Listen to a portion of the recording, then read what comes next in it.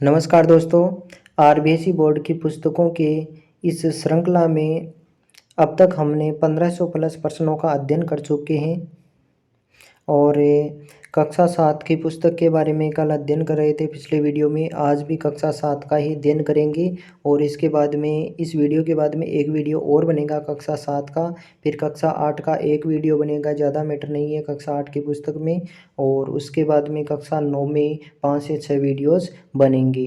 तो आप इनको ध्यान से देखिए। अगर आपने पीछे वाले वीडियोस नहीं देखे हैं तो आप उनको देख सकते हैं। एग्ज़ाम में उनसे प्रश्न पूछे जाएंगे, ये निश्चित है, मान के चलिए आप। और आपको जैसा कि पता ही है कि किसी भी प्रश्न की मैं व्याख्या नहीं कर रहा हूँ, क्योंकि प्रश्नों की संख्या अधिक है। इसलिए मेरा उद्देश्य है कम समय में आपको अधिक से अधिक सामग्री उपलब्ध करवाऊँ और अच्छे से अच्छी सामग्री आपको मैं उपलब्ध करवाऊँ। तो आप ध्यान दीजिए, ये अपनी सीरीज़ कंप्लीट हो जाएगी, उसके बाद में अपन देखेंगे किसी भी टॉपिक को अगर लेंगे तो उसको पूरा विस्तार से पढ़ेंगे। लेकिन हर टॉपिक से हर पुस्तक से कक्षा 6 से 12वीं तक हर पुस्तक के हर चैप्टर से अलग अलग क्वेश्चंस के माध्यम से वन लाइनर के रूप में हम यहाँ पर अध्ययन कर रहे हैं। तो अभी काफ़ी प्रश्न शेष हैं, तो अपन शुरू करते हैं कक्षा 7 का। हमारा भारत। तो अराकान योमा की पहाड़ियाँ भारत की किस दिशा में स्थित है? तो ये उत्तर पूर्व में स्थित है। आगे चलते हैं। बंगाल की खाड़ी भारत के किस दिशा में है? तो ये बंगाल की खाड़ी भारत के पूर्व दिशा में स्थित है। अरब सागर भारत के किस दिशा में है? तो ये पश्चिम में स्थित है। आगे चलते हैं। आप मैप या तो एटलस रखो अपने पास में या मानचित्र रखो भारत, राजस्थान और विश्व का, उसमें आप देखो। आगे चलते हैं। मन्नार की खाड़ी भारत के किस दिशा में स्थित है? तो ये दक्षिण दिशा में स्थित है। भारत की जलवायु कैसी है? मानसूनी है। विदेशी मानव किन दर्रों से होकर भारतीय महाद्वीप तक पहुंचा? खैबर व बोलन दर्रे से। पूर्वोत्तर के दर्रों से किस रास्ते विदेशी मानव उत्तर पूर्व भारत में आया? म्यांमार के सयान पठार से। भारत का अक्षांशीय विस्तार कितना है? 8 डिग्री 4 मिनट उत्तरी अक्षांश से 37 डिग्री 6 मिनट उत्तरी अक्षांश तक। 8 4 से 37 डिग्री 6। याद रखना आपको। भारत का अक्षांशीय विस्तार कितना है? 8 डिग्री 4 मिनट से 8 डिग्री 4 मिनट उत्तरी अक्षांश से 37 से उत्तरी। आगे चलते हैं।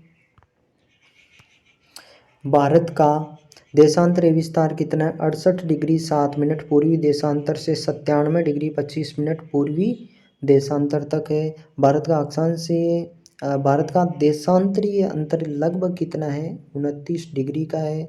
भारत के पश्चिम से पूर्वी सिरे के मध्य समय का अंतराल कितना है? 2 घंटे का अंतराल है। किसी पूर्वी देशांतर रेखा से भारत का मानक समय निर्धारित होता है? तो यह 82.5 डिग्री पूर्वी देशांतर से। किस स्थान से भारत का मानक समय निर्धारित होता है? तो ये इलाहाबाद या प्रयागराज के नैनी कस्बे से होता है। क्षेत्रफल की दृष्टि से भारत का विश्व में कौन सा स्थान है? तो 7वां स्थान है। जनसंख्या की दृष्टि से भारत का विश्व में दूसरा स्थान है, प्रथम चीन का है। आगे चलते हैं। देश का क्षेत्रफल कितना है? लगभग 32.9 लाख वर्ग किलोमीटर। यह विश्व के कुल क्षेत्रफल का 2.47% है। भारत का जम्मू कश्मीर से कन्याकुमारी तक का विस्तार कितना है? 3214 किलोमीटर। और भारत का अरुणाचल से गुजरात का विस्तार कितना है? 2933 किलोमीटर। क्षेत्रफल की दृष्टि से भारत का सबसे बड़ा राज्य कौन सा है? तो ये राजस्थान है। 3,42,239 वर्ग किलोमीटर इसका क्षेत्रफल है। और अगर मील में आपको पूछ ले तो 140 वर्ग मील हो गया। क्षेत्रफल की दृष्टि से भारत का सबसे छोटा राज्य कौन सा है? गोवा। भारत का 29वां राज्य कौन सा है? तेलंगाना। देखिए दोस्तों, अभी वर्तमान में कितने राज्य हैं? वर्तमान में 28 राज्य हैं। पहले 29 राज्य थे, ठीक है। अभी वर्तमान में कितने राज्य हैं? 28 राज्य हैं।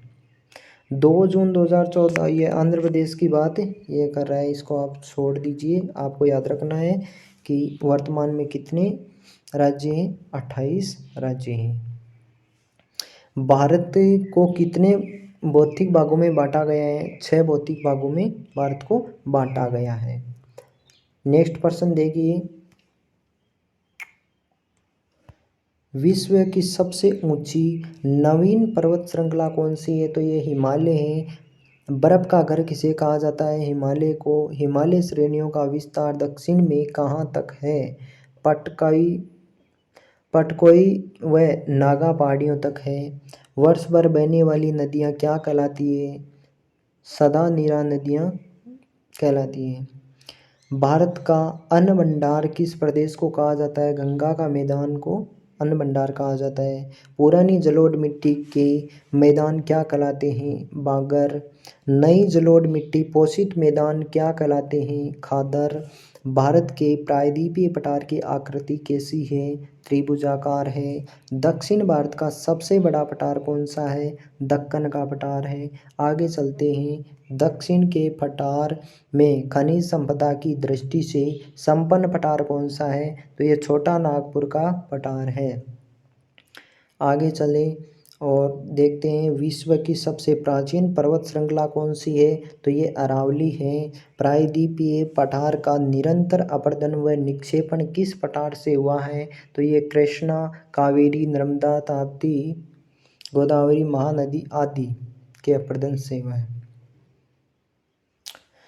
आगे चलते हैं, देश की अधिकांशतः जनजातियां आबादी कहाँ पर निवास करती है? तो ये सतपुड़ा, विंध्याचल, नीलगिरी, सह्याद्री और छोटा नागपुर क्षेत्र में है। बंगाल की खाड़ी में स्थित 247 द्वीपों का समूह क्या कहलाता है? तो अंडमान व निकोबार द्वीप समूह कहलाता है।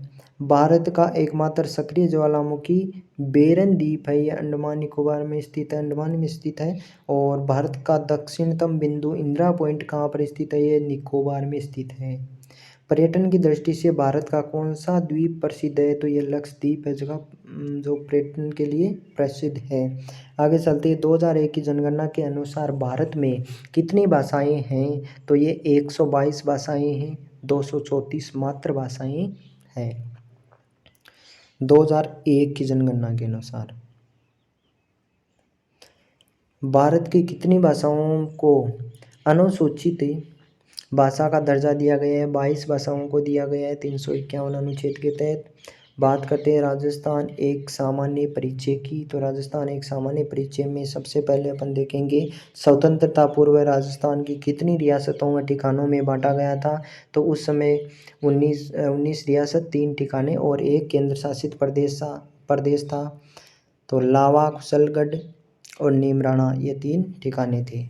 राजस्थान का एकीकरण कब हुआ? 18 मार्च 1948 को शुरू होकर 1 नवंबर 1956 को पूरा हुआ। इसमें 8 वर्ष 7 माह और 14 दिन कुल समय लगा। राजस्थान को कितने भौगोलिक भूभागों में बांटा गया है? तो राजस्थान को 4 भौगोलिक भूभागों में बांटा गया है। अब देखिए दोस्तों, कुछ प्रश्न रिपीट भी हो रहे हैं। तो रिपीट होने का कारण क्या है? क्योंकि अपन कक्षा 6 पढ़ेंगे, तो कक्षा 6 में जो चैप्टर हैं उनको चैप्टर वाइज वन लाइनर के रूप में पढ़ रहे हैं। फिर कक्षा 7 के चैप्टर वाइज पढ़ रहे हैं। तो जो टॉपिक कॉमन है उनमें रिपीट भी होंगे। रिपीट होंगे तो आपका रिवीजन भी हो जाएगा, इसमें कोई दिक्कत आपको नहीं होने वाली है, ठीक है। और कक्षा 8 का पढ़ेंगे, 9 का पढ़ेंगे, 10, 11, 12 का पढ़ेंगे, तो कुछ ना कुछ तो रिपीट होगा ही, क्योंकि टॉपिक वाइज ये चैप्टर वाइज हमने बनाया है। तो इसके आधार पर रिपीट होना तो तय है। तो रिपीट होगा तो परीक्षा में भी रिपीट होते हैं, ऐसी कोई बात नहीं है। पीछे के आप पेपर उठा के देख लीजिए। अधीनस्थ बोर्ड जब शुरू में जब 2015 के आसपास पेपर होते थे, 15-16, उस समय पेपर हार्ड आते थे। अभी वर्तमान समय में अधीनस्थ बोर्ड के जो पेपर आते हैं वो पहले की तुलना में काफ़ी ईजी आ रही है। इसका मतलब है कि पर्सन रिपीट हो रहे हैं, तो रिपीट पर्सन होंगे।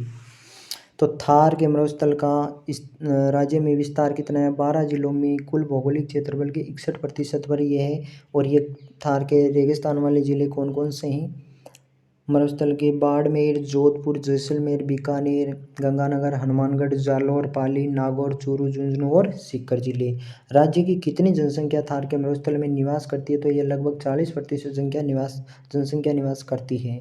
भारतीय महामरुस्थल क्षेत्र में कौन सा मेला? बीकानेर, जैसलमेर व बाड़मेर मुख्य रूप से ये है।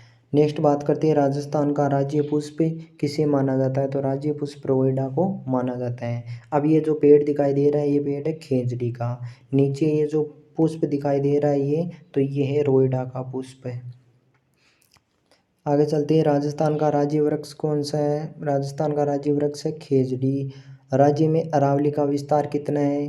तो राज्य के कुल क्षेत्रफल का 9% भाग पर अरावली है और अरावली में लगभग 10% जनसंख्या पाई जाती है।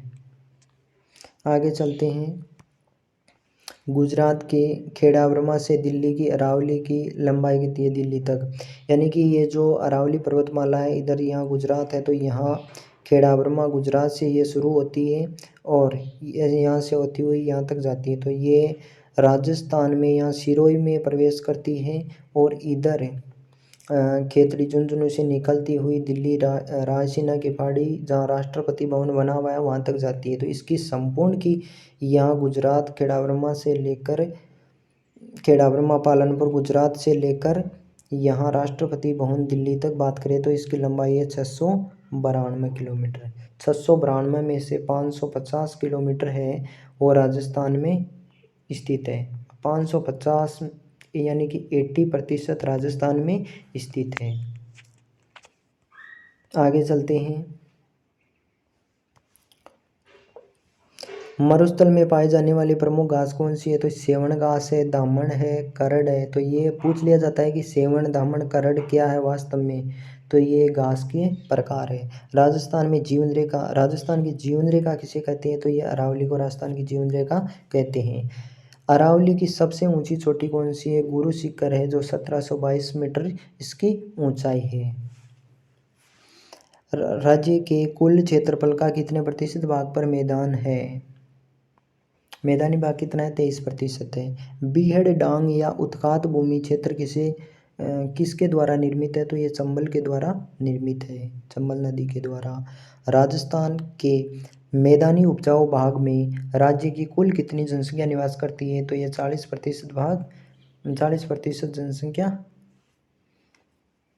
निवास करती है। 56 का मैदान कहाँ स्थित है? तो ये बांसवाड़ा व प्रतापगढ़ में माही नदी व उसकी सहायक नदियों के आसपास स्थित है। राजस्थान के पूर्वी मैदान को कौन सी नदियाँ पोषित करती हैं? तो ये नदियाँ कौन कौन सी हैं? चंबल है, माही है, बनास, बाणगंगा और कांतली।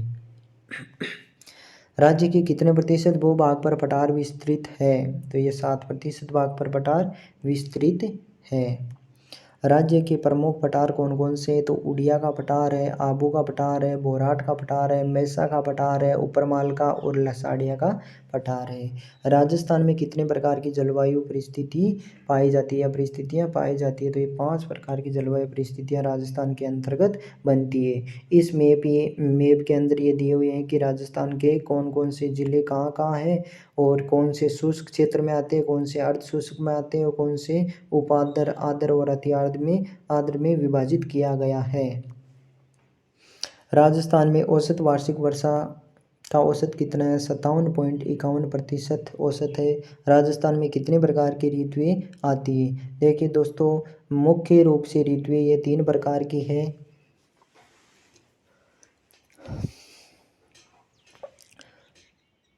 अब बात करते हैं, राजस्थान में ग्रीष्म ऋतु में चलने वाली तेज हवाएं किस नाम से जानी जाती है? लू के नाम से।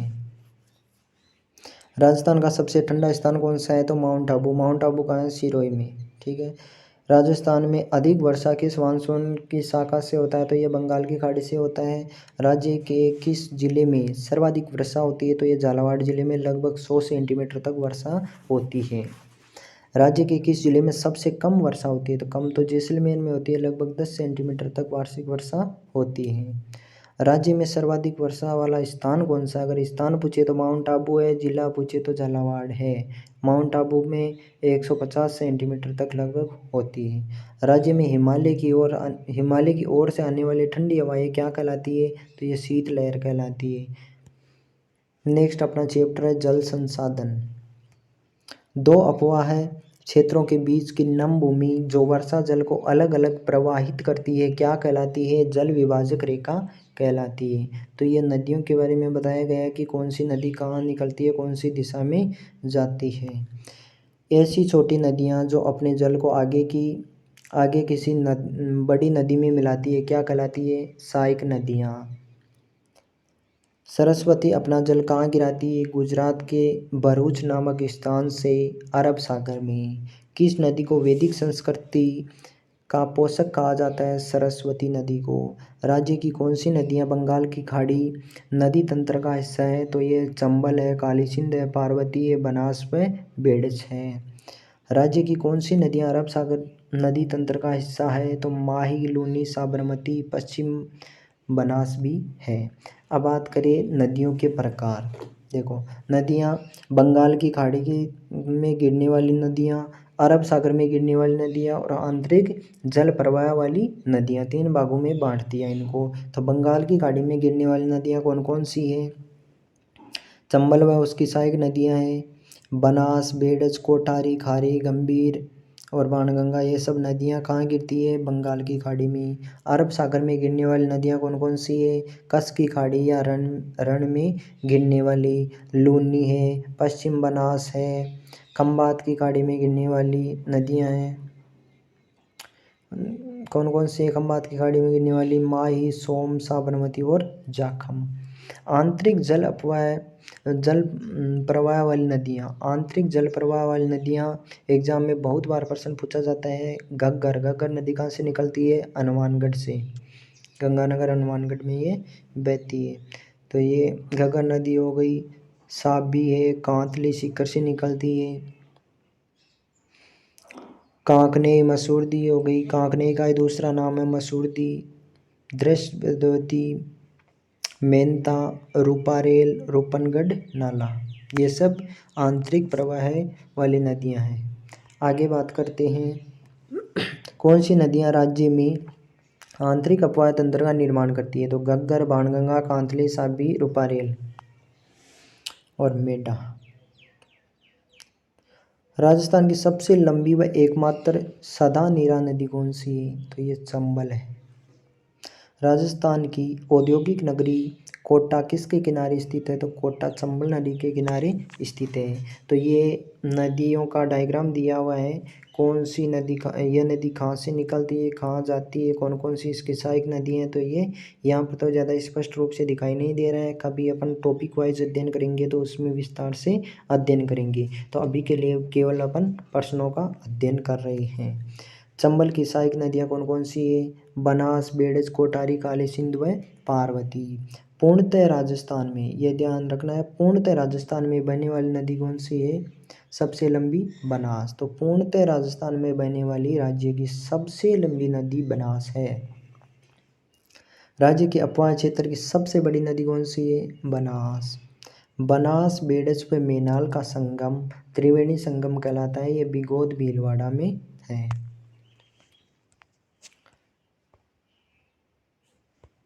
बनास की लंबाई कितनी है? 480 किलोमीटर। बनास की सहायक नदियाँ कौन कौन सी है? कोटारी, गंभीरी, खारी और मोरेल। लूनी का उद्गम कहाँ से होता है? अजमेर के गोविंदगढ़ के निकट सरस्वती व सागरमती के मिलन से उद्गम होता है लूनी नदी का। लूनी का जल किस स्थान पर जाकर खारा हो जाता है? तो ये बालोतरा स्थान पर जाकर खारा हो जाता है। बालोतरा बाड़मेर में स्थित है।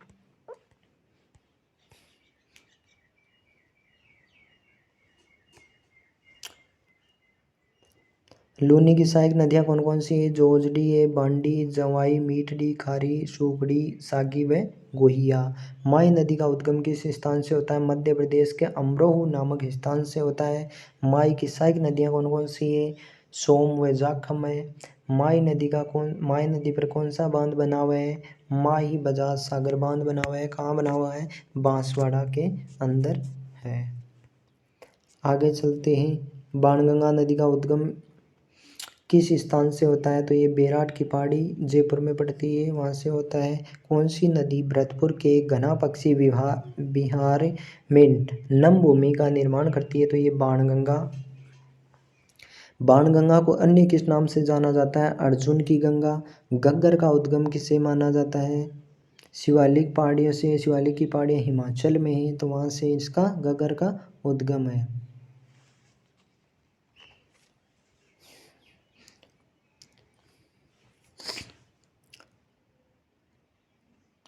राज्य के आंतरिक प्रवाह की सबसे लंबी नदी कौन सी है? घग्गर नदी है आंतरिक प्रवाह की।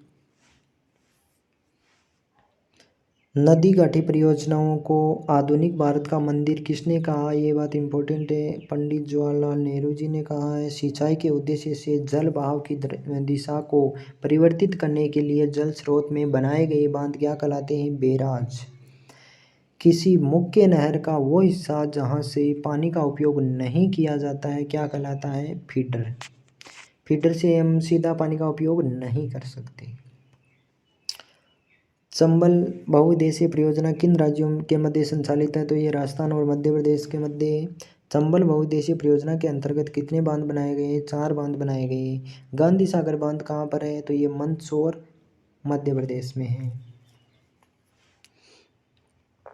चंबल बहुउद्देशीय परियोजना के अंतर्गत राज्य के कौन कौन से बांधों का निर्माण करवाया गया?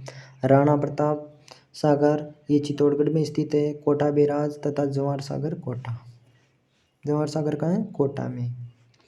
माई बजाज सागर परियोजना कहाँ पर संचालित है? तो ये बांसवाड़ा जिले में है। माई बजाज सागर परियोजना किन राज्यों के मध्य संचालित है? तो ये राजस्थान और गुजरात के मध्य संचालित है। बिसलपुर परियोजना कहाँ पर संचालित है? टोंक के टोडारा सिंह नगर के बिसलपुर गांव में स्थित।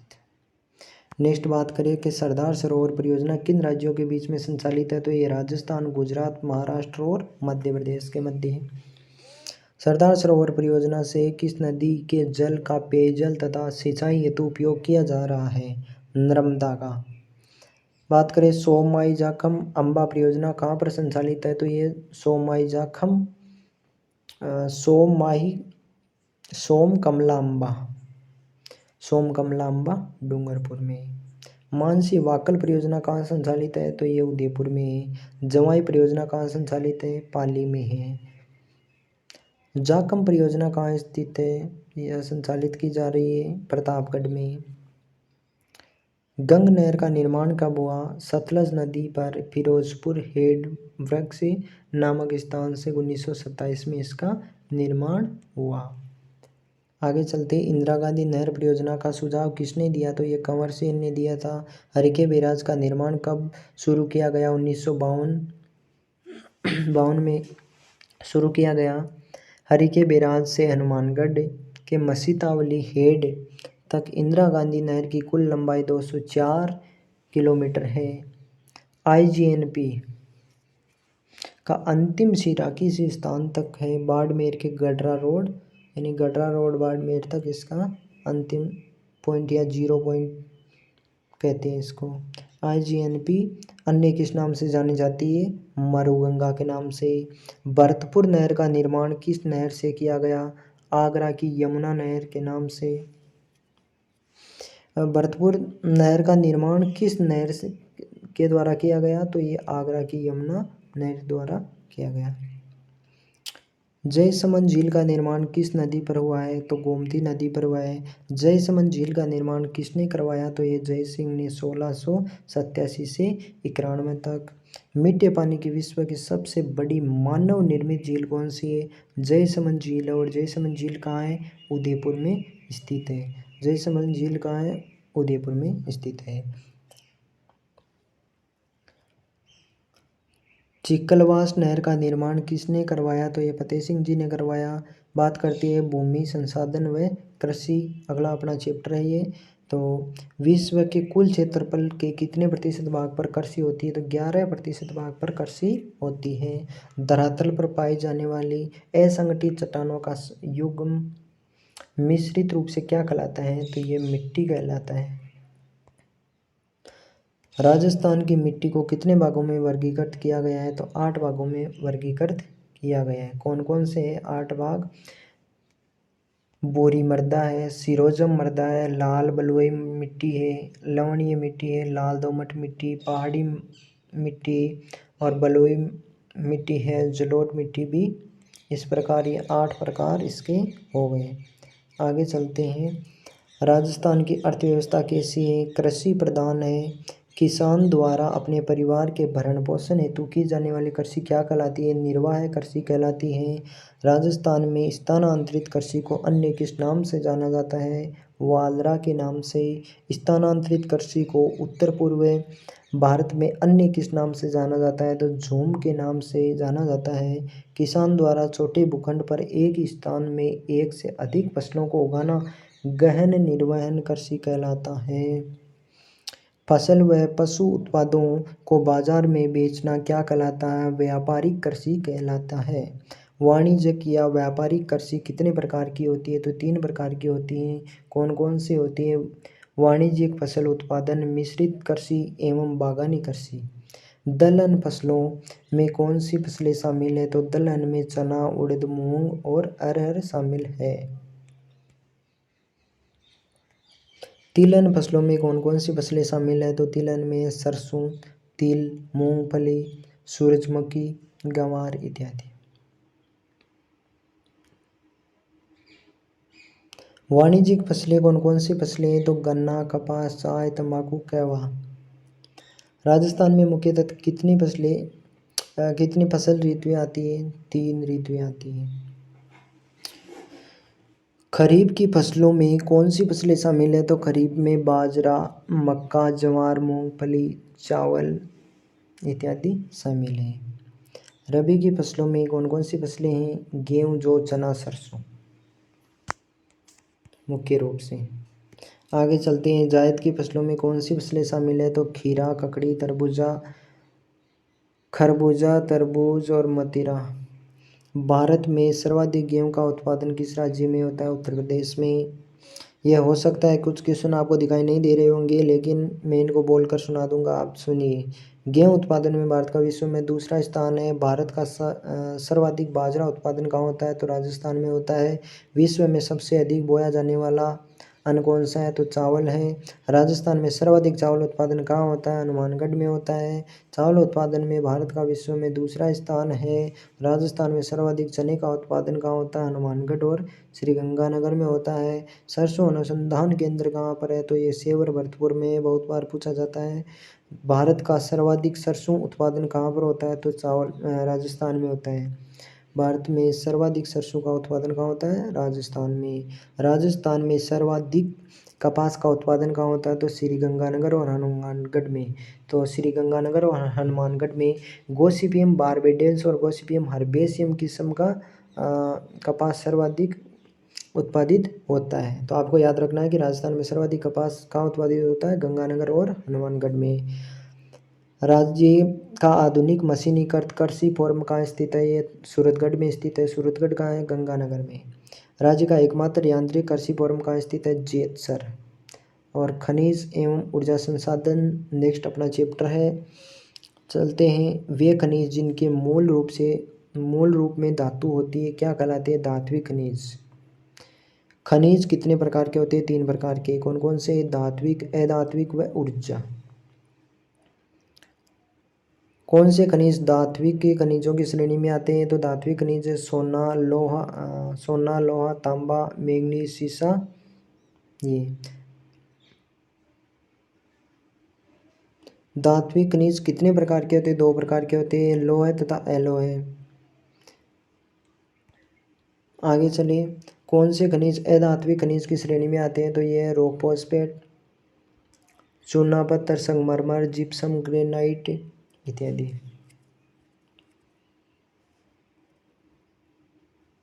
ग्रेफाइट होगा यहाँ पर। कौन से खनिज ऊर्जा खनिज की श्रेणी में आते हैं? तो ये कोयला, पेट्रोलियम, प्राकृतिक गैस, यूरेनियम और थोरियम। खनिज निष्कर्षण की कितनी विधियाँ हैं? खनिज निष्कर्षण की 3 विधियाँ हैं। खनिज जब धरती की ऊपरी परत पर ही मिल जाए तो उस प्रक्रिया को क्या कहते हैं? खनन कहा जाता है। जब खनिज के खनन के लिए कुएं का प्रयोग किया जाए उस प्रक्रिया को क्या कहते हैं? कूप की खनन। जब खनिज प्राप्त करने के लिए पृथ्वी के अंदर अत्यधिक गहराई में खनन करना पड़े उस प्रक्रिया को प्रवेदन कहते हैं। आगे चले, मिट्टी की सतह पर ही प्राप्त होने वाले खनिज से प्राप्त करने की कौन सी विधि का प्रयोग किया जाता है? तो आखनन बोलते हैं उसको। वे वस्तुएं जो मनुष्य की किसी आवश्यकता को पूरी करती है क्या कहलाती है? संसाधन कहलाती है। खनिजों का अजायब घर किसे कहते हैं? तो राजस्थान को खनिजों का अजायब घर कहते हैं। ताजमहल के निर्माण में कहाँ का संगमरमर प्रयोग किया गया?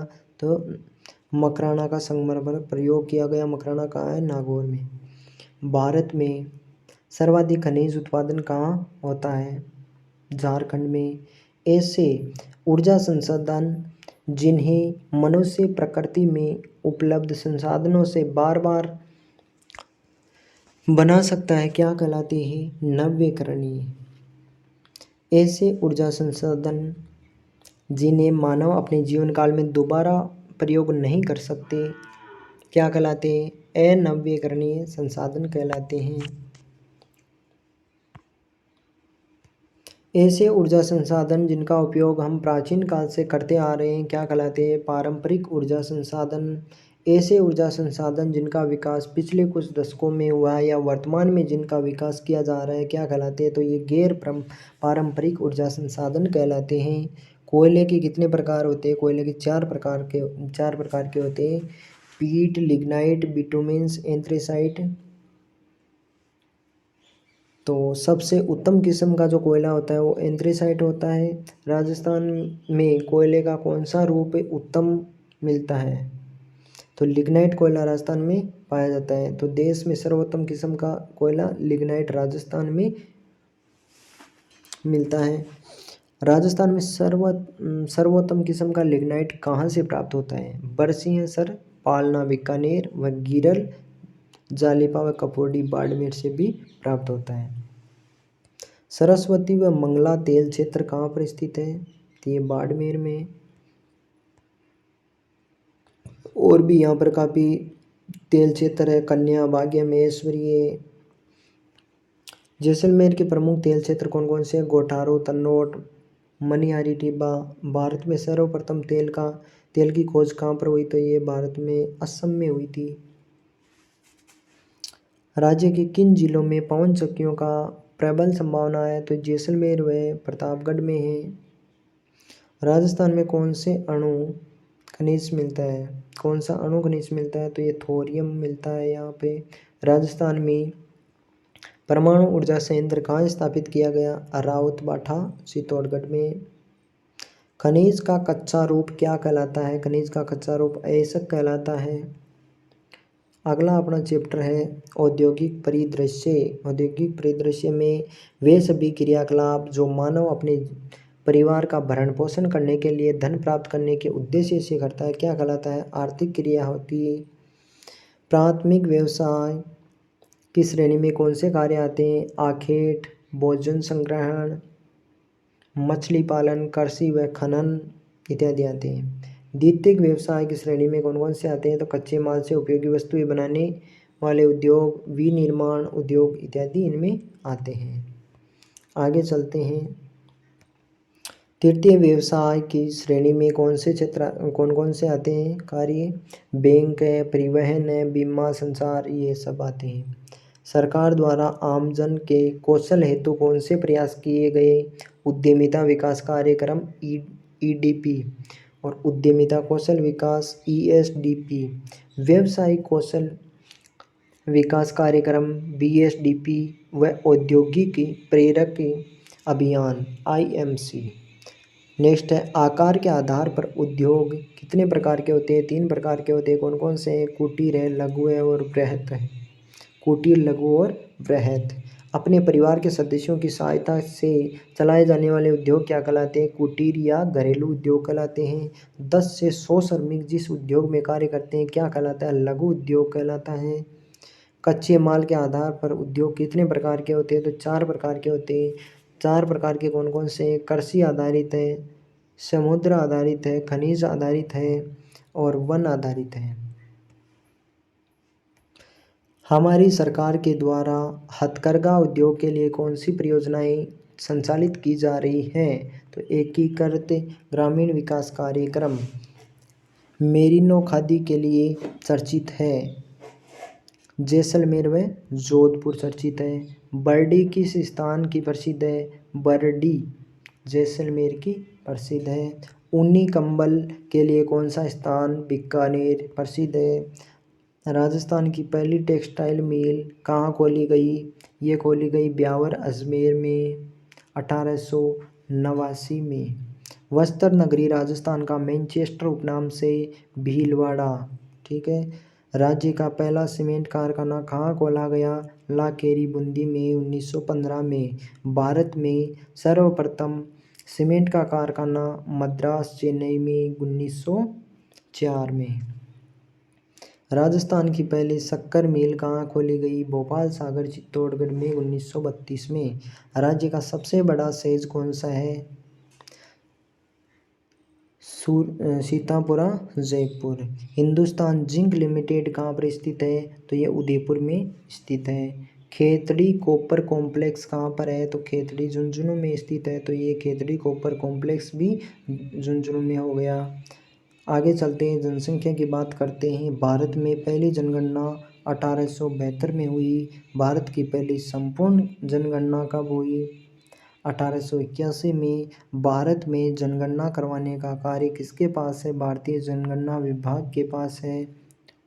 2011 की जनगणना के अनुसार देश की कुल जनसंख्या का कितना प्रतिशत राजस्थान में निवास है? तो लगभग 5.7%। राजस्थान का जनसंख्या घनत्व कितना है? 200 प्रति वर्ग किलोमीटर।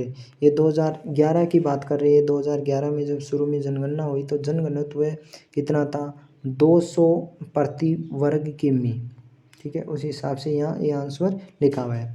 राज्य की जनसंख्या का कितने प्रतिशत भाग जयपुर में निवास करता है? तो लगभग 10% भाग जयपुर में निवास करता है। आगे चलते हैं, किसी निश्चित अवधि के बाद जनसंख्या में आया बदलाव क्या कहलाता है? जनसंख्या परिवर्तन।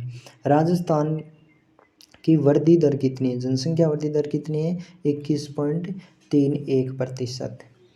तो राज्य के किस जिले में पिछली जनगणना के मुकाबले सबसे कम जनसंख्या वृद्धि हुई? तो श्रीगंगानगर में। भारत की जनसंख्या वृद्धि दर कितनी है? 17.6% है। राजस्थान के कितने जिलों में जनसंख्या वृद्धि भारत की जनसंख्या वृद्धि दर से कम है? तो 8 में।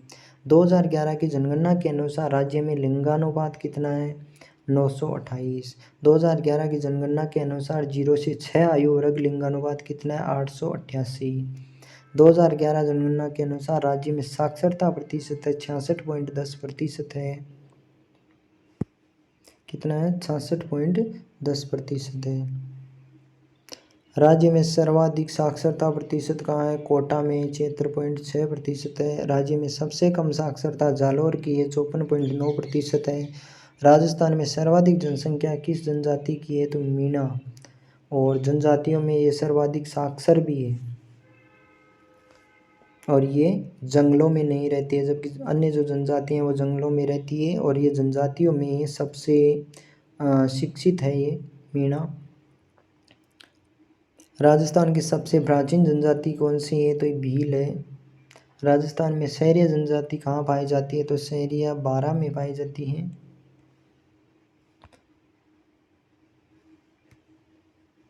पर्यटन और परिवहन की बात करते हैं। विदेशी पर्यटकों को आकर्षित करने के लिए भारत सरकार ने कौन सा कार्यक्रम शुरू किया? अतुल्य भारत है। राजस्थान पर्यटन विकास निगम आरटीडीसी की स्थापना 1979 में।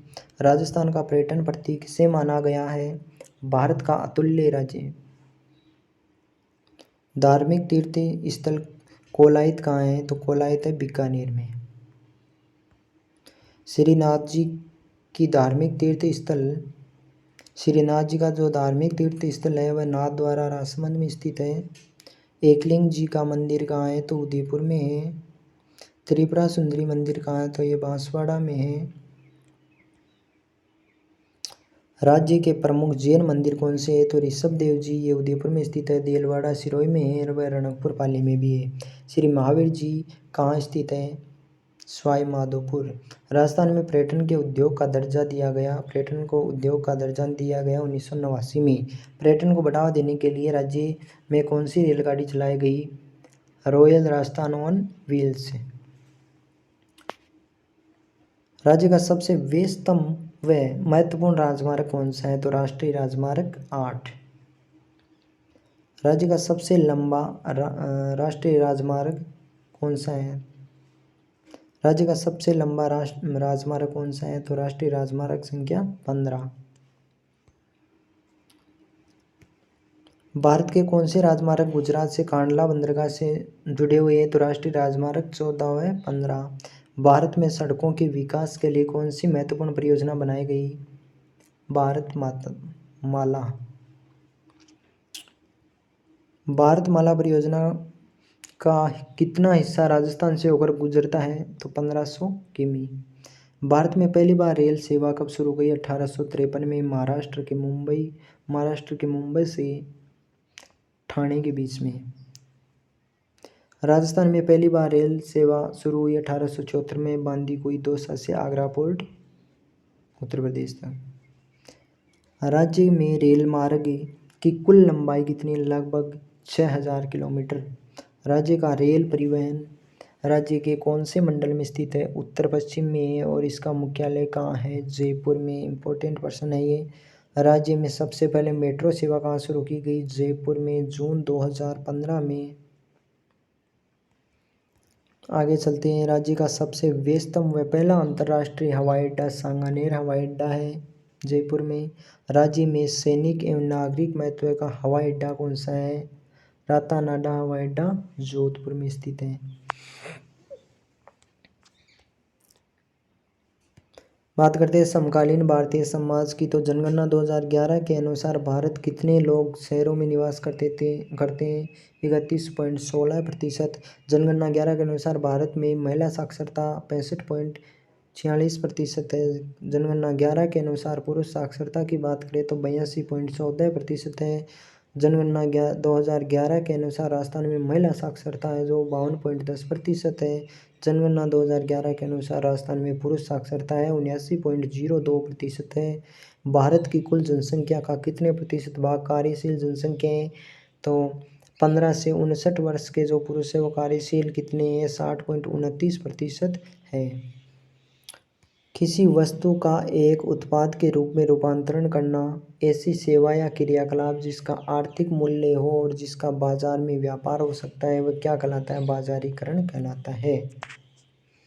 आगे चलते हैं और बात करते हैं सामाजिक न्याय की। तो ऐसी धारणा जो बिना किसी बात को जाने केवल सुनाई बातों पर आधारित होती है क्या कहलाती है तो ये पूर्वाग्रह होता है। पूर्वाग्रह उसे कहते हैं जिसे आपने मान लो एग्जाम में पहले ही सोच लिया कि पेपर हार्ड आने वाला है, बहुत हार्ड आएगा, पता नहीं प्रश्न आएंगे या नहीं आएंगे, तो ये पूर्वाग्रह होता है। ऐसी बातें तो पहले कोई गलत धारणा नहीं बनानी चाहिए। तो अनुसूचित जाति एवं अनुसूचित जनजाति अत्याचार निवारण अधिनियम संशोधन कब हुआ, 1989 में। अवसरों में असमानता के पीछे मुख्य कारण क्या होता है, भेदभाव होता है। समाज में आर्थिक असमानता का मुख्य कारण क्या है, अवसरों की असमानता। चलते हैं विकास की अवधारणा चैप्टर नंबर 11। तो प्रश्न अपना है वार्षिक मानव विकास सूचकांक के आधार पर मानव विकास रिपोर्ट कौन जारी करता है तो यह संयुक्त राष्ट्र विकास कार्यक्रम UNDP 1990 से लगातार जारी कर रहे हैं। राष्ट्रीय आय में देश की जनसंख्या का भाग देने से ज्ञात की गई आय क्या कहलाती है, प्रति व्यक्ति आय कहलाती है। किसी देश के नागरिकों की औसत आयु क्या कहलाती है तो ये जीवन प्रत्याशा कहलाती है। भावी पीढ़ियों को ध्यान में रखते हुए वर्तमान पीढ़ी की आवश्यकता की पूर्ति हेतु प्राकृतिक संसाधनों का प्रयोग क्या कहलाता है? तो ये सतत विकास कहलाता है।